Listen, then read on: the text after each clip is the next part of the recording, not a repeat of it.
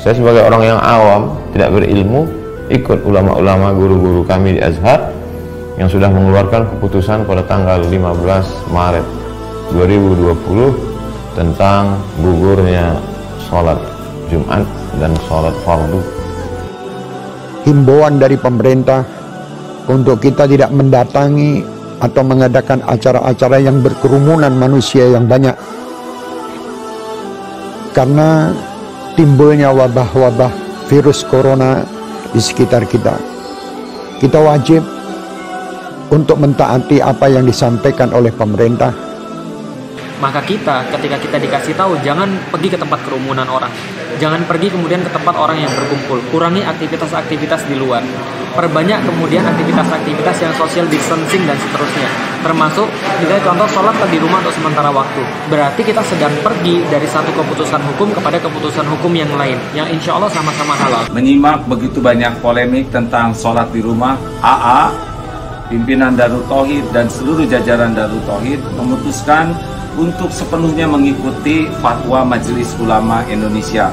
AA dan keluarga sudah sholat di rumah dan semua juga dianjurkan sholat di rumah.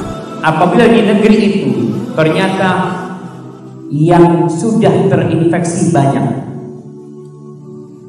dan yang belum ketahuan juga masih banyak, maka kalau dikatakan menghindari, main nanti ya kota Surabaya mengumumkan mamanya sekolahan tutup, nggak ada sholat berjamaah di masjid, sholat di rumah kalian. Nah, di situ kita taati.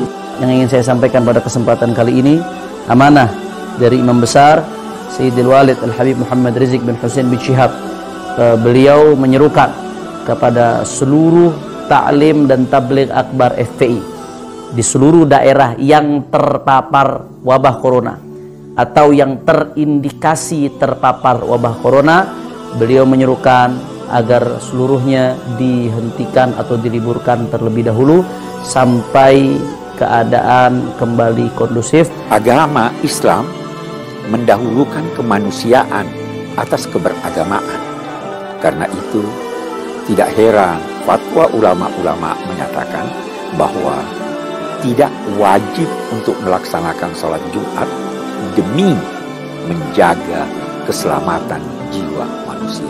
Sesuai dengan petunjuk medis, petunjuk para pemerintah, mari kita ikuti. Jika kita tidak boleh berkumpul di sebuah tempat, mari kita ikuti, karena kalau sudah medis yang mengatakan dibarengi dengan pemerintah, insya Allah untuk kemaslahatan kita. Jangan lagi mengadakan kumpul-kumpul untuk sholat berjamaah di masjid maupun sholat Jumat, karena penyebaran virus COVID-19, virus corona itu tidak kebanyakan kasus orang yang mengidap virus corona tidak menunjukkan gejala apapun. 85% tidak menunjukkan gejala apapun.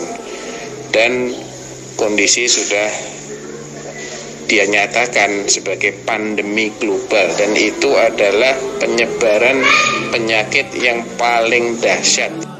Hafizahullah, misalnya dilarang mengadakan acara-acara keramaian, ya sudah kita taat. Ya, kalau ternyata masjid tidak boleh datangi karena terbukti terjadi banyak virus corona, ya sudah, tidak usah datang. Semacam fatwa atau himbauan untuk menutup masjid. Tapi mal-mal, PT-PT, tempat hiburan dan maksiat, kenapa tidak ditutup? Kenapa masjid aja? Kata mereka begitu, saudara. Maka saya jawab, dungu. Sejak kapan Majelis Ulama Indonesia MUI mempunyai wewenang untuk menutup PT atau menutup mal-mal atau tempat hiburan? Sejak kapan? Kau suruh yang punya PT, yang punya mal itu menutup mal mereka dan menutup PT-PT mereka.